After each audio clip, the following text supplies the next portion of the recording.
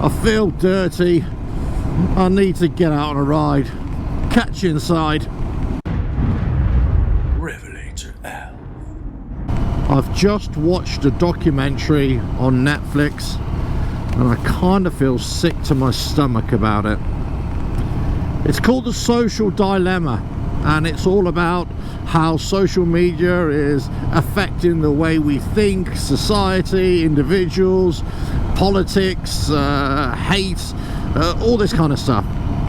How they're bombarding us with notifications, and it's very doomsday stuff. It's very kind of Matrix. We're all living in the Matrix type world. We don't know how badly we're being influenced and all that kind of stuff. It makes you sort of sit up and realise that something isn't quite right. And I had to come out on a bike ride just to clear my head from it. I really did. You see, I run a motorcycle YouTube channel and I want as many people to watch my videos as possible. I want the channel to grow. I want the content to grow. And I share my videos, my content on the website, of course. And also, that information, all the videos, all the website content is shared across social media. But it's one thing that I don't use myself, and I've said this quite a few times in the past, that I don't really use social media. I don't use Facebook, I don't use Twitter, very rarely. I don't use Instagram, only just to put up a quick photo sometimes of maybe a related video that's coming up. So I don't really use it, I suppose, and I don't socially interact with it, let's say, like other people.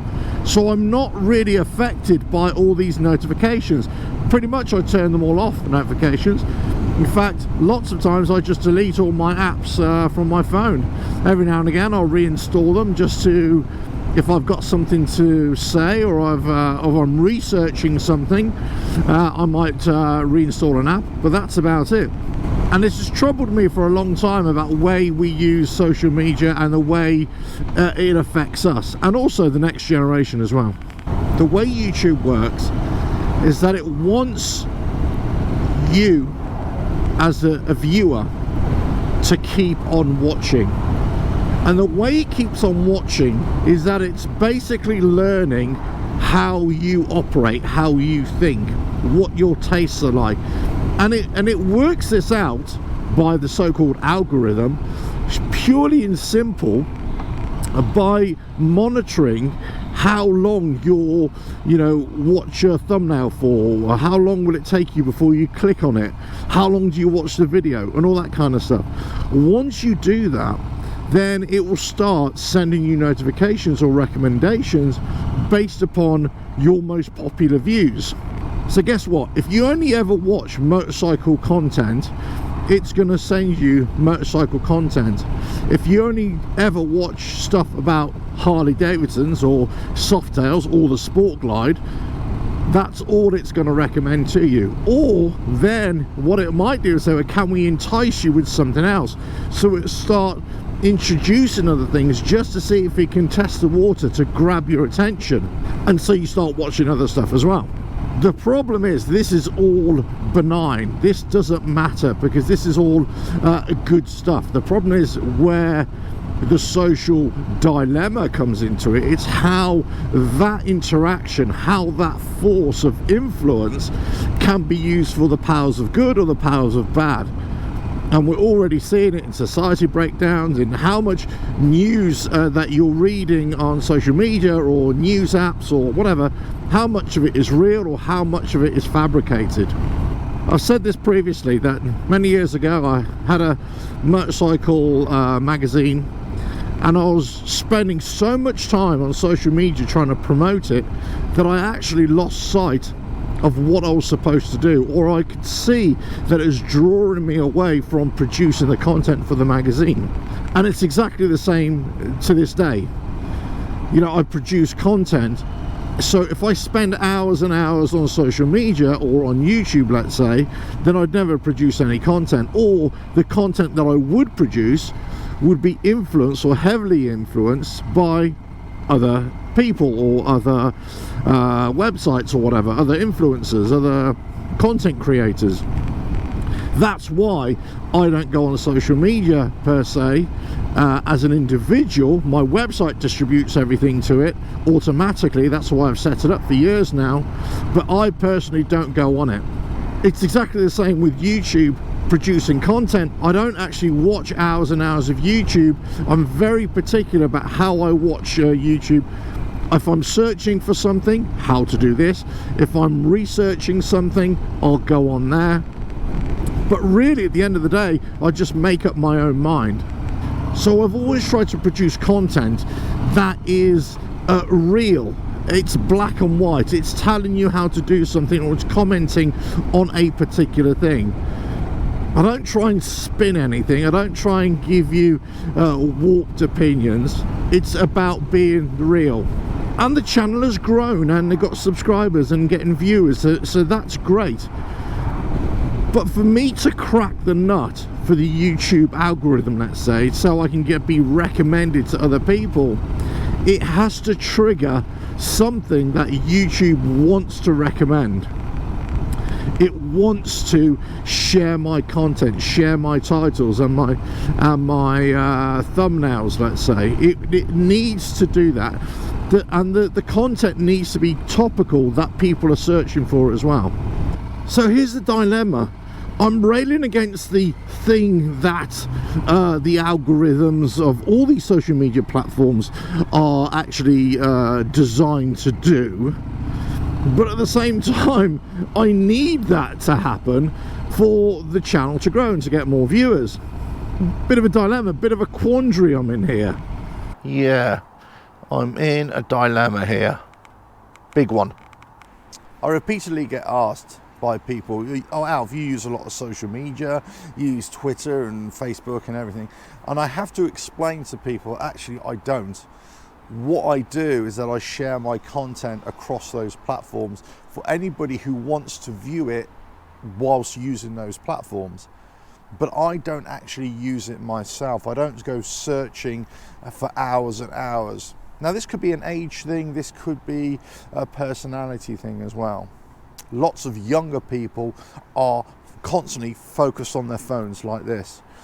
The next generation coming through are definitely just on their phones all the time, and you can see how their thinking is being warped or being manipulated by things that they hear and see on their phones, but either by YouTube or Twitter, Facebook, whatever it is. If you have an opportunity to watch The Social Dilemma on Netflix, I suggest you watch it. It's kind of depressing, it's kind of an eye-opener, but it's also probably what a lot of us already thought anyway. And sometimes you just need to unplug.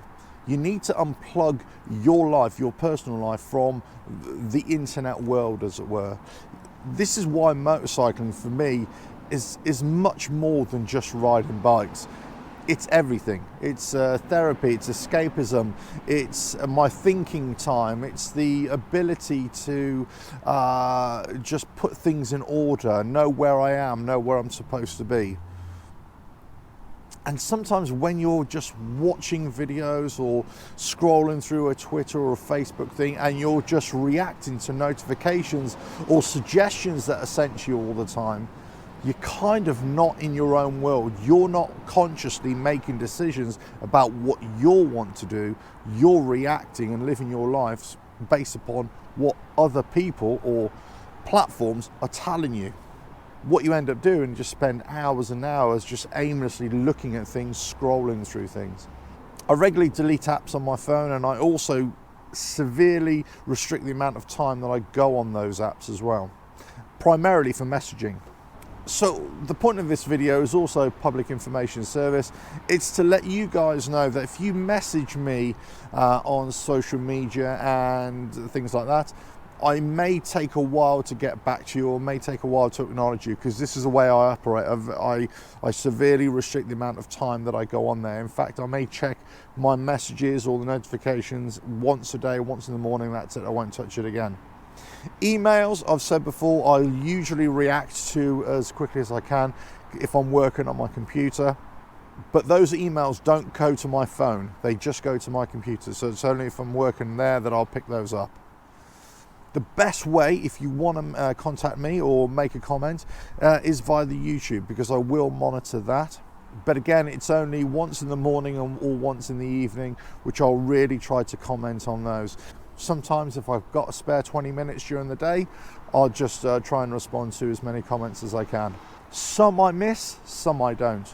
It is an interesting one for somebody who makes content for motorcycle use, because I want you to view it and I want you to share, and I keep on telling you to like and share and all that kind of stuff. But at the same time, I don't want you to spend hours and hours watching videos and, you know, be on your social media platforms and not just enjoying what you're supposed to be enjoying.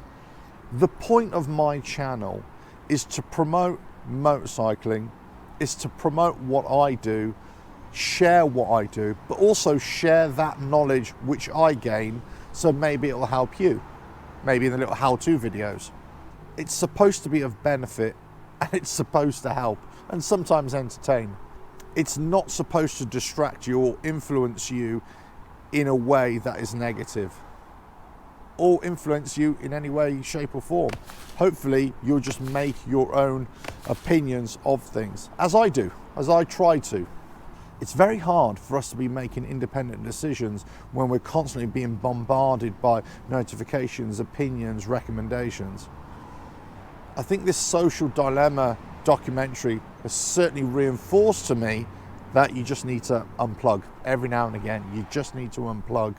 Just go your own way, do your own thing. Yeah. Be excellent to each other. That's it.